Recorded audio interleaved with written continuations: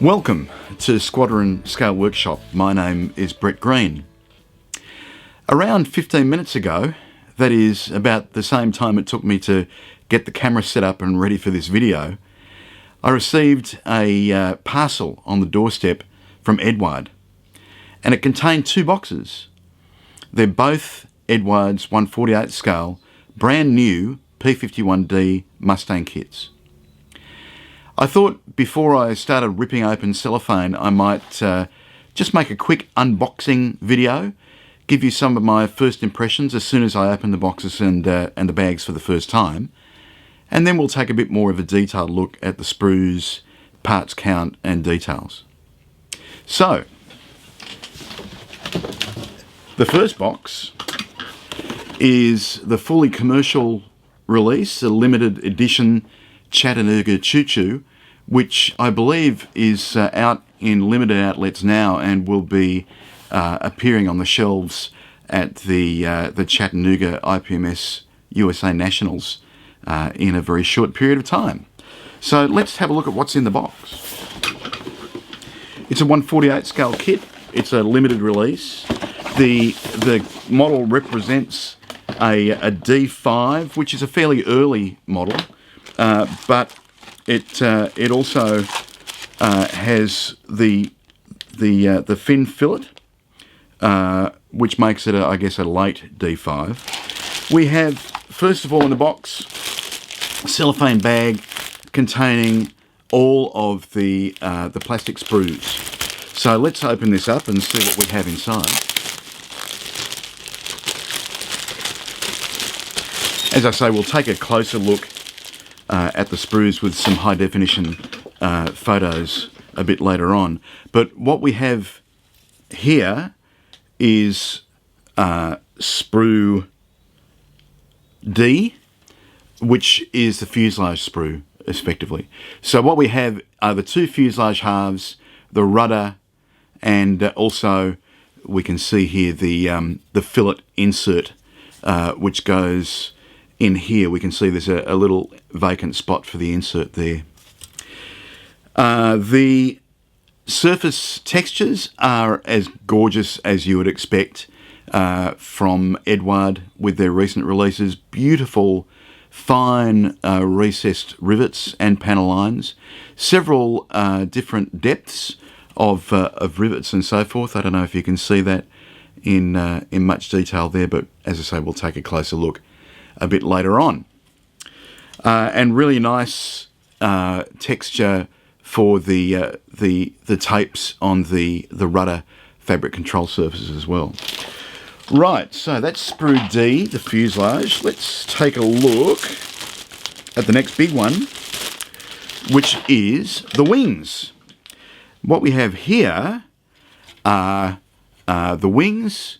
We've also got the flaps and the ailerons, the horizontal tail surfaces and the separate elevators as well. What's interesting about this is we have panel lines on the wings, but for the most part there are no rivets. So I think this will keep most people happy with a combination of panel lines and no rivets. And once again, the surface textures are really, really nice.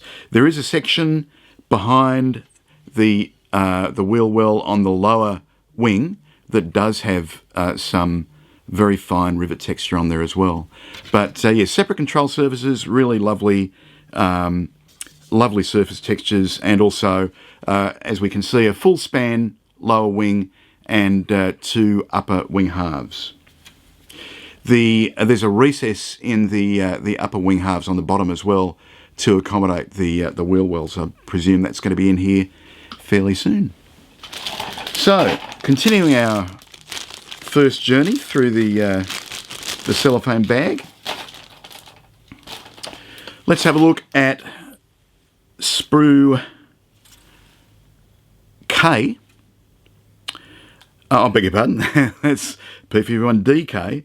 This is sprue G, and it contains the wheel wells, the wheels, the exhausts, the undercarriage doors, and various other detail parts associated with what looks like the lower part of the model.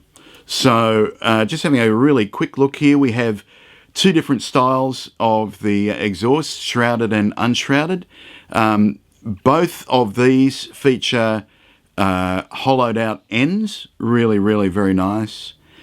We have, it looks like just one style of main wheel, but we have three styles of the breather intakes, the little rectangular panels on the front lower cowl of the Mustang. So that will give us a fair bit of flexibility. The machine gun muzzles are in a separate insert. And yeah, that's about it for Sprue G. Next up we have Sprue something. Sprue H. Sorry about that, folks. The joys of live one-take video. And what this has is the cockpit. Really lovely sidewall detail on the cockpit.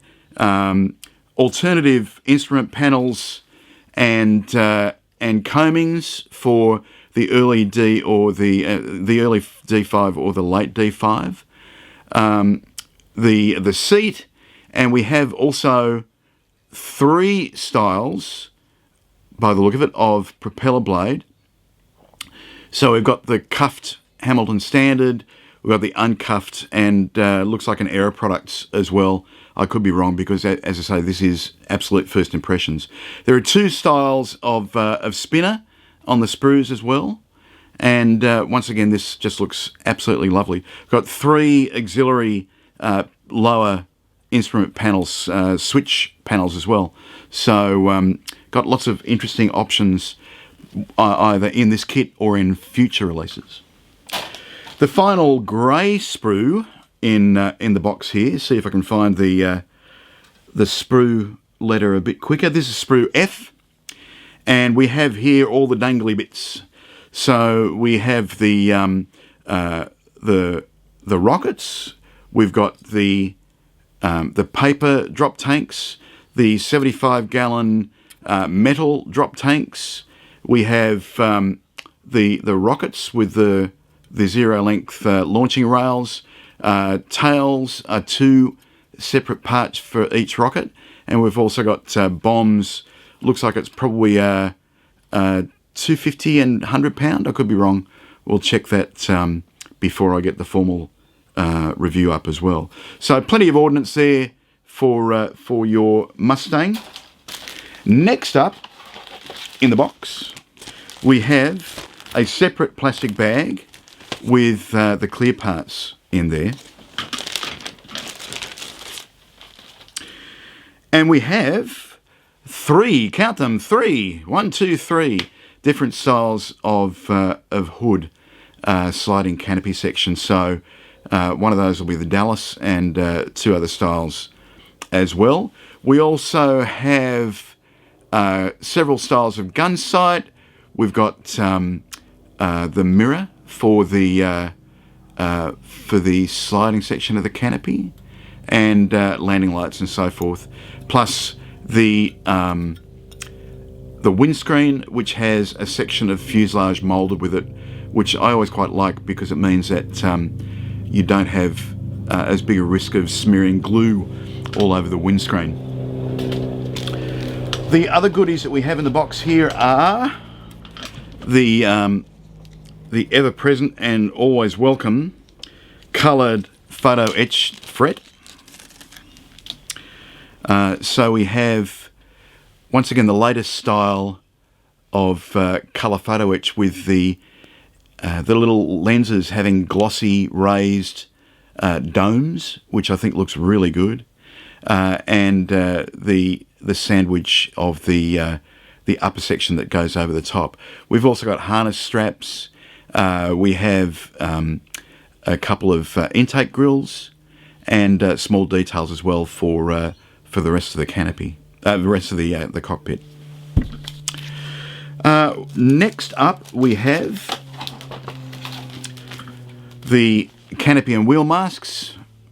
There we go. Not much to see here, folks. Keep moving on. And we also have, just drop the masks. Try not to run over that with my chair, which is one of my favourite party tricks. We have the decals printed, I can see, by Cartograph. I'm sure the Eduard decals are very nice, but there is a certain luxury about these Cartograph decals that you rarely find anywhere else. And this is they. Let me just have a look. I think it's 5 markings. Some really nice varied markings here too. Let's just have a look at the side of the box. What have I done with the top of the box? Here it is.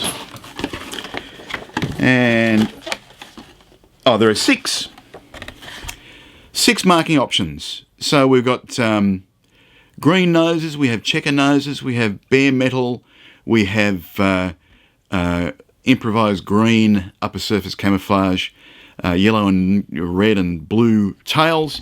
So regardless of your favourite colour or your favourite scheme or your favourite unit, you're likely to find something here that you like. The last thing in the box are the instructions. Always impressive, the Eduard instructions. And we can see that with the blue spots here, there are quite a lot of parts that aren't used in this particular release. Although if you choose a different set of markings, then you might be using some of these. Very handy to have them in the box. And the spares box will thank you afterwards as well. The instructions themselves are typically clear, nicely drawn instructions by Eduard in a number of steps. For this particular model, we have a 20-page instruction booklet, and in addition to the instructions themselves, we have the typical guides with markings for all 6 aircraft described with full colour 4-view drawings and plenty of historical and colour notes. And if I'm not mistaken, we should have as well a oh, I was expecting to see a stencil guide there, which there is on the back. But where we usually see the stencil guide, interestingly, we have a P-51D aluminium lacquer painted area guide. So this tells us what elements, what aspects of the aircraft were painted in an aluminium lacquer and which were bare metal. That's a really handy little guide. Look, that's probably enough as far as my first impressions go on this kit. I was also interested to see that there was a second box inside the carton that is a plain bunny fighter box. I think I know what's in here, but let's just have a little look to make absolutely sure.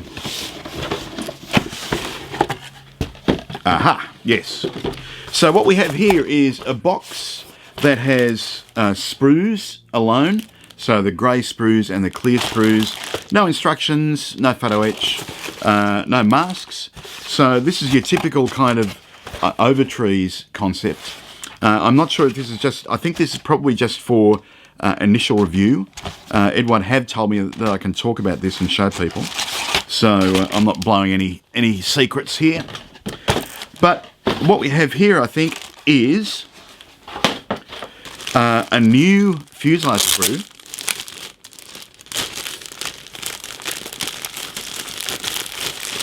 I think I'll take them all out of the cellophane bag. Less chance of scuffing. Would be nice to have maybe a couple of cellophane bags to prevent the scuffing. But what we have here is sprue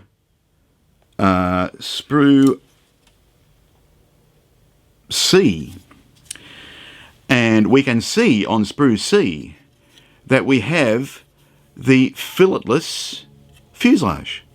So even though Eduard have included a separate insert for the fillet on the D5 kit, this even earlier D kit has a completely new fuselage and doesn't have any insert necessary for the filletless tail, which is very nice.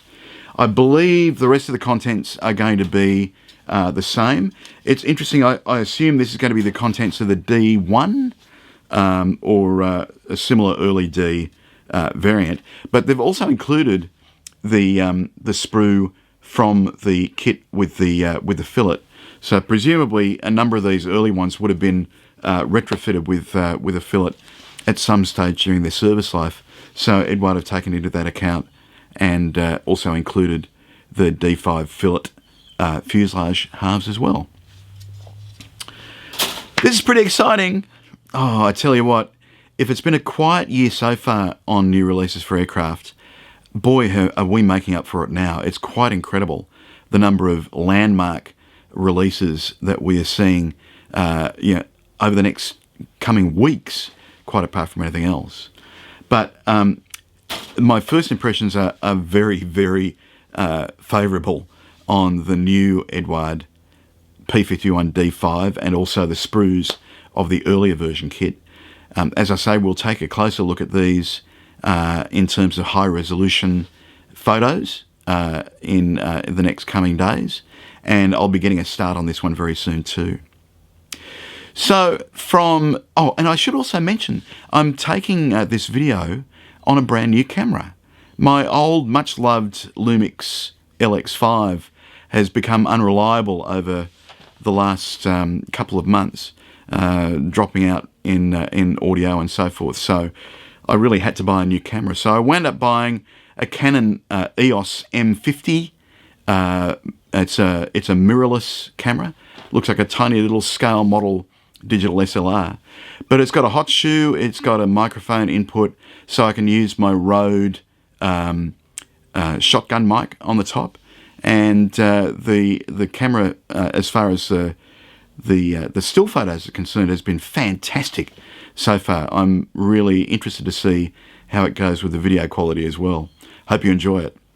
So anyway, and I might review it too. I might actually review this camera at some stage fairly soon.